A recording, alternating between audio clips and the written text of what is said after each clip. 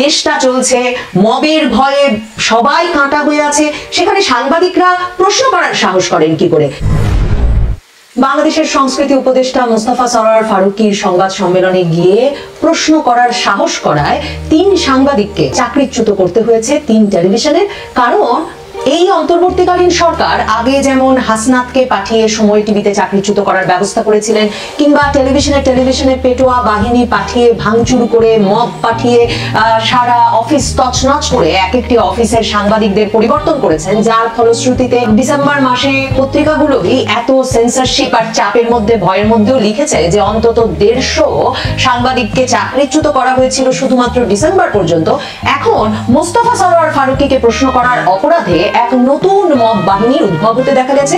July revolutionary alliance, মানে জুলাই বিপ্লবের জন্য ঐক্যবদ্ধ এই অ্যালায়েন্স ঘোষণা দিয়েছে যে মোস্তফা সরোয়ার ফারুকীকে সংস্কৃতি টেলিভিশনগুলো কি পাগল হয়েছে? তাদের লাখ লাখ কোটি কোটি টাকার এসব যন্ত্রপাতি নিয়ে এসব টেলিভিশন ভবন রক্ষা না করে, যন্ত্রপাতি রক্ষা না করে, অন্য কর্মীদের জীবন এবং তাদের ব্যবসা রক্ষা না করে সাংবাদিকের চাকরি রক্ষা করতে যাবে? তারা খুব দ্রুততম সময়ে ব্যবস্থা নিয়েছে। 3 টেলিভিশন থেকে 3 সাংবাদিকের চাকরি চলে গেছে। দীপ্ত টিভি তো এতটাই সাবধান হয়ে পড়েছে যে তারা চিরতরে অনির্দিষ্টকালের জন্য তাদের সংবাদ প্রচার বন্ধ করার ঘোষণা দিয়ে দিয়েছে। এখন এই 3 সাংবাদিক, আসলে সাংবাদিকদেরও ভীষণ বার বেড়েছে।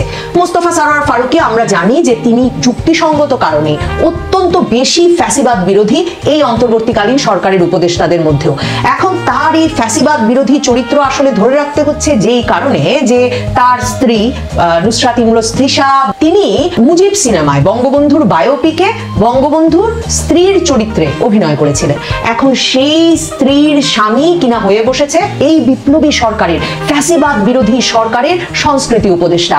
কাজেই মোস্তফা সরোয়ার ফারুকীর ক্ষেত্রে এই ফ্যাসিবাদ বিরোধিতাটা একটু কাজেই তারা বারবার, সরোয়ার ভাই আপনি সাংস্কৃতিক উপদেষ্টা হিসাবে না, আপনি একজন অ্যাক্টিভিস্ট হিসাবে বলেন, এসব ধরনের কথা বলে টলে তাকে নানা রকম বিব্রতকর প্রশ্ন করেছে। প্রথম তারা জিজ্ঞেস করে ফেলেছে যে উপদেষ্টা সরোয়ার ফারুকীর স্ত্রী তিশা মুজিব সিনেমায় কেন অভিনয় করেছিল।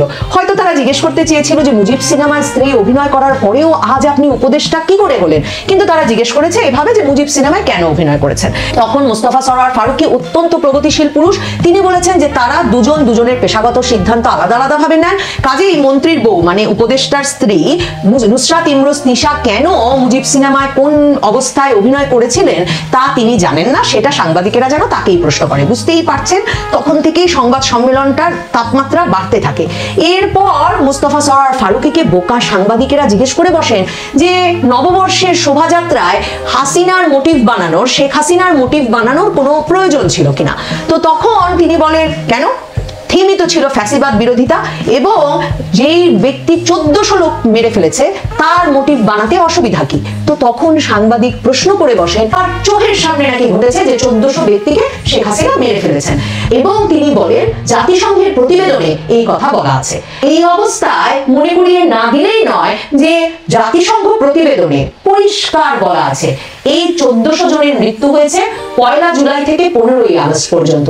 তাহলে 5 আগস্টের পর মৃত্যুর হিসাবগুলো কে দেবে? শেখ হাসিনা 5 আগস্ট হেলিকপ্টারে উঠে চলে যাওয়ার পর কারা মারলো বাকিদেরকে? আমরা সাংবাদিকদেরকে তো জানতে চাইতে হবে যে 5 আগস্ট পর্যন্ত কতজন মৃত্যুবরণ করেছেন এবং 5 আগস্ট থেকে 15 আগস্ট পর্যন্ত কতজন মৃত্যুবরণ করেছেন। এই যে ডক্টর মোহাম্মদ ইউনুস আল জাজিরায় গিয়ে বলেন, মোস্তফা সরোয়ার ফারুকী বাংলাদেশের সাংবাদিকদেরকে ধমকে বলে দিলেন যে জাতিসংঘ বলে দিয়েছেন শেখ হাসিনা মেরেছেন 1400 জনকে। জাতিসংঘ রিপোর্টের এক্সিকিউটিভ সামারি মানে 5 পৃষ্ঠায় আপনি যদি রিপোর্টটি তো পারেনি, এবং পরবর্তী কর্তৃপক্ষের প্রয়োজন হবে ফৌজদারি দায় আরোপের আগে যাতে তারা যথাযথ তদন্ত করে। দেখুন জাতিসংঘ প্রতিবেদনে কিন্তু পরিষ্কার আছে একটা পদ্ধতিগতভাবে বাংলাদেশে জুলাই আগস্ট আন্দোলন দমনে বাংলাদেশের আইন শৃঙ্খলা রক্ষাকারী বাহিনী ব্যাপক নির্যাতনের ঘটনা ঘটিয়েছে, বিচার বহির্ভূত হত্যাকাণ্ডের ঘটনা ঘটিয়েছে, এবং এগুলো এমনকি আন্তর্জাতিক আইন লঙ্ঘনকারী অপরাধ পর্যন্ত হয়ে থাকতে পারে। এবং জাতিসংঘ প্রতিবেদনে একথাও বলা হয়েছে যে সরকারের শীর্ষ শীর্ষস্থানীয় ব্যক্তি, প্রধানমন্ত্রী, স্বরাষ্ট্রমন্ত্রী কিংবা আইন শৃঙ্খলা বাহিনীর প্রধানদের অগোচরে এমন ঘটনা ঘটে থাকতে পারে তা ভাববার কোনো কারণ নেই। কিন্তু সাংবাদিকেরা কি প্রশ্ন করতে পারেন না যে 1400 জন বলছেন, কিন্তু সরকারের তরফে এখন পর্যন্ত নিহতদের তালিকা করা হয়েছে মাত্র 834 জনের, এবং 834 জনের তালিকার গেজেট প্রকাশ করেছে স্বাস্থ্য মন্ত্রণালয়। দেখুন, সাংবাদিকেরা কি প্রশ্ন করতে পারেন না যে 5ই আগস্ট থেকে 15ই আগস্ট পর্যন্ত পুলিশ, হিন্দু, পার্বত্য চট্টগ্রাম এলাকার জনগোষ্ঠী, আহমদিয়া জনগোষ্ঠী সহ আওয়ামী লীগের নেতা কর্মীদের উপর যে ব্যাপক প্রতিশোধমূলক হত্যাকাণ্ড চালানো হয়েছে সে কথাও তো জাতিসংঘ প্রতিবেদনে আছে। শুধু যদি জাতিসংঘ তাদের লাশে আগুন ধরিয়ে দেওয়া হয়েছে এবং এই 3টি জায়গাতেই সেসব মৃত পুলিশের লাশ শেষ পর্যন্ত ঝুলিয়ে রাখা হয়েছে, তো তাহলে এসব নিষ্ঠুরতাও কি শেখ হাসিনা ভারতে বসে ঘটিয়েছেন? এই নিষ্ঠুরতাগুলো নিয়ে প্রশ্ন করার তার মানে কোনো স্পেস, কোনো জায়গা আমরা রাখবো না? এই সাংবাদিকেরা কি একবারও বলেছেন যে তারা আসলে নিহতের বিচার চান না, তারা আসলে প্রধানমন্ত্রী হিসেবে, সরকার প্রধান হিসেবে শেখ হাসিনার যে দায় আছে তার বিচার চান না? তারা প্রশ্ন তুলেছিলেন যে নববর্ষে এই ঘটনার প্রেক্ষিতে ওরকম একটা মোটিভ তৈরির দরকার ছিল কিনা। এই প্রশ্ন তো বাংলাদেশের অনেক মানুষ ফেসবুকে তুলেছেন, অনেক মানুষ ব্যক্তিগত পরিসরে আলোচনা করেছেন।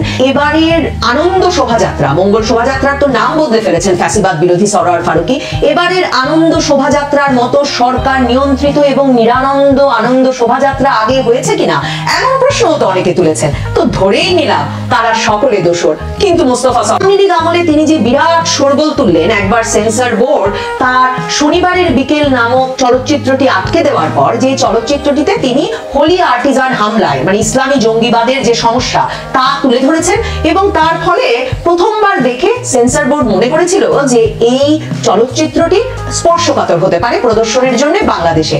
তা আটকে দেওয়ার পরে মোস্তফা সরোয়ার ফারুকী সে কি শোরগোল তুললেন।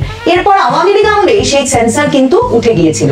মোস্তফা সরোয়ার ফারুকী শনিবারের বিকেল বাংলাদেশে প্রদর্শনের নামও করেননি।